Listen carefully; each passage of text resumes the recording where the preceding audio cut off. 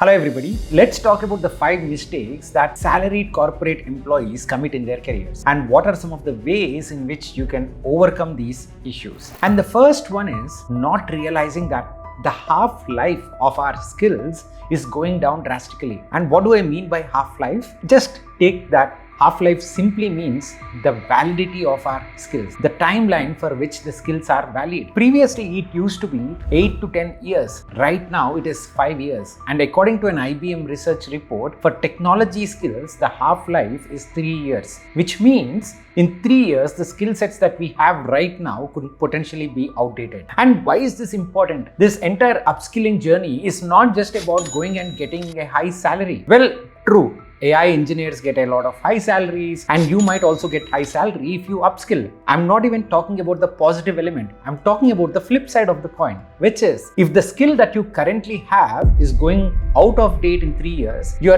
entire corporate career is at question. That is the reason why it's not just about growing your salary, but it is about actually sustaining in the corporate world. The entire half-life period, understanding this concept is important so that you can just sustain. Forget about the growth. That comes next. Now, the important question then comes is, how do you go ahead and upskill? How do you think about these half-life skills and what to do about it?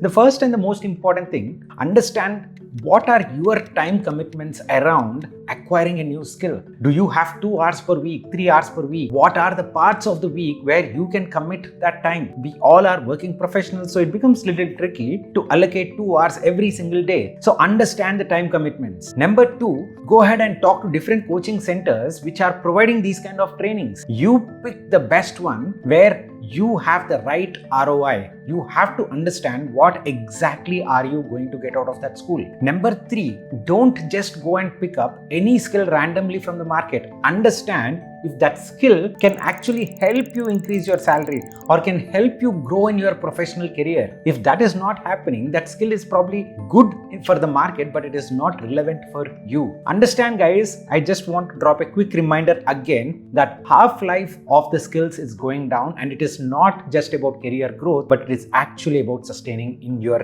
career. The second issue that I have noticed is people not emphasizing on the financial emergency fund. Now, I have talked about it a lot, but let me highlight what are the 2 benefits. The first benefit is pretty obvious. If you are out of the job at any given day, you can go back into the market and search for the relevant role with a lot less stress. This is very obvious. But let me tell you the second benefit as well, which is the longer the financial emergency fund that you have, the more possibilities for you to explore and take some risks in your career. This point becomes very important. It is not just about finances anymore, but rather it is also about your career outcomes. Now, why do I say that? For example, when I moved from the corporate world into the startup space, I had 3 years of emergency fund in my fixed deposits and in my bank account as liquid money. And this helped me to focus on what I want to do without a lot of stress, at least for the first 2 years. And by the 3rd year, when I started generating some income, I was okay to manage my monthly expenses just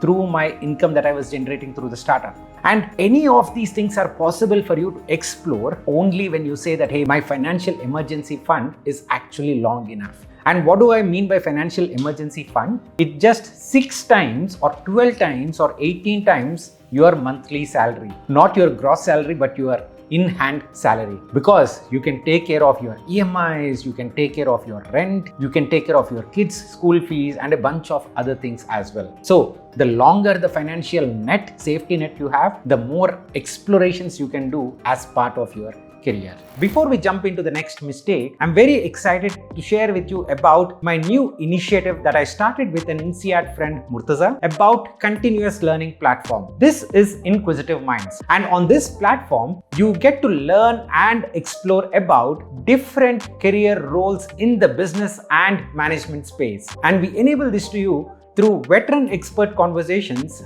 and connecting with a broader network. Every single week, you learn by reading, listening, talking, and hands-on problem solving. Being a part of this community is all about stretching your perspective and improving your critical problem solving. And this is an essential skill for you to grow in your long-term career. By the way, career growth is not a T20 match, and it is a marathon, or rather a test innings. So leverage our continuous learning platform and achieve your long-term professional goals. The subscription price is only 299 rupees per month, and check out the link in the description box. Now, the third mistake that I want to cover, which a lot of corporate employees actually commit, is not having a vision. And what do I mean by having a vision? Understanding what we want to do over the next few years. And why is this relevant? Because let me just start with a simple quote. This entire problem starts with not the greed, but rather the envy. And this is said by Charlie Munger. And what does this mean? In the career context, we are not thinking about how do we optimize our own goals, but rather we are always looking at what the other person is doing and how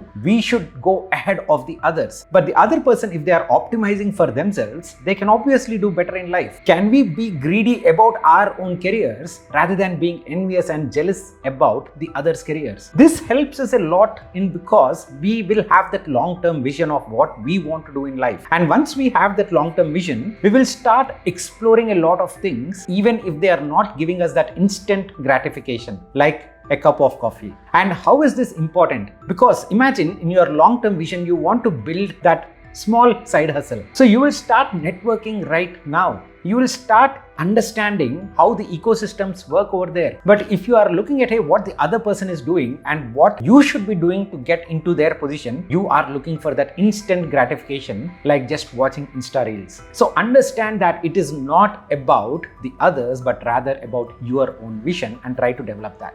And where does this start? This starts with asking some very, very simple questions. What do you want to do? What is the real intent for you to do this? Can you do something meaningful as a side hustle if you don't find meaning at your own work? Ask these right questions. Again, there are no easy answers, but at least it's a good start to get going with these questions. The next issue is not focusing on some of the basic skills. For example, problem solving or building the right communication toolkit. A lot of you might be saying that, hey, I have enough communication skills, I have enough problem solving skills that I can manage in my career. But think about it. If you really want to grow in your professional career, you need to be on top of your game in these spaces. And you say that, hey, I'll just manage with them. Managing is not enough nowadays, my friend. You have to be really in that top 1 to 2% in anything that you choose. And critical thinking, problem solving are some of the most important skill sets.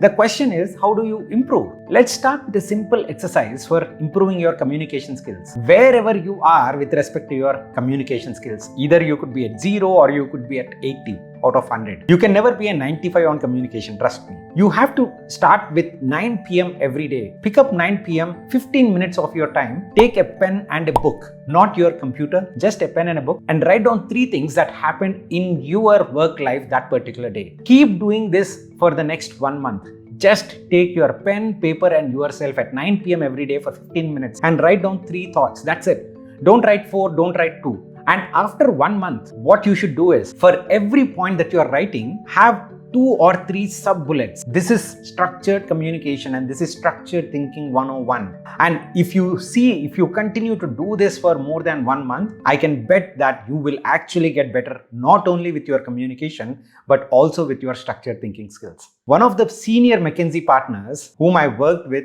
more than 10 years back had told me once that if there is one thing that I'm learning continuously, even after spending more than 30 years working closely with senior CEOs, is refining my communication skills. So it is never end of the day for you to improve your critical thinking or communication skills. So please get started with these small activities. Now, the 5th mistake that a lot of people commit is not knowing how to leverage their own network. Now, if you have come this far, please do go ahead and like the video and also consider subscribing to the channel, because these type of videos will reach out to a lot more people. Leveraging network is a very, very important aspect and we don't really value it a lot. We either say 2 things. Number 1, I already have enough network, or I don't mind if I need some network, I'll just go on LinkedIn and I'll send some cold messages to 5 to 10 people, but nobody responds. Leveraging network doesn't work that way. Leveraging network starts with you adding value to the network. Whoever it could be, 5 people, 10 people, simple. If you have 2 more years experience than the other person, just a quick resume review could be helpful. If you have 5 years more experience, you can probably refer them in your own company. Each and every step in your career, there is always a possibility for you to support others. And you supporting others makes a lot of difference. Now you might say, hey Pavan, I'm already doing 100 things. I don't have any more time to network with people. And why is it even important? It is important because in the US right now, 30 to 50% of the jobs are already filled through referrals. And it is also increasing trend in India right now. So if you don't have the right network and if you can't get the referral, you are not even touching 30 to 50% of the market. You might say, hey, I have done all my hard work in the life. Why do I again go back to referrals? I just don't want to enter into this referrals game. But let me tell you guys, big companies want the employees to trust their new colleagues. So they rather bring on their friends, their colleagues, or the people they know. So that trust is inherent, rather than getting new people on board. One of my friends, when he applied recently to 8 different companies, he got 4 calls from some of the biggest companies, every single place only where there is a referral, and other places he did not even get an interview invite. Please understand the power of networking, and you need to know how to leverage your network. Just a simple start could be you going ahead on LinkedIn and trying to just commenting on a few people posts. This could be a very good starting point. I hope you wouldn't make these mistakes going forward, and this video comes to you at the right time in your career. Thank you so much, guys. We'll see you again in the next one. Bye bye.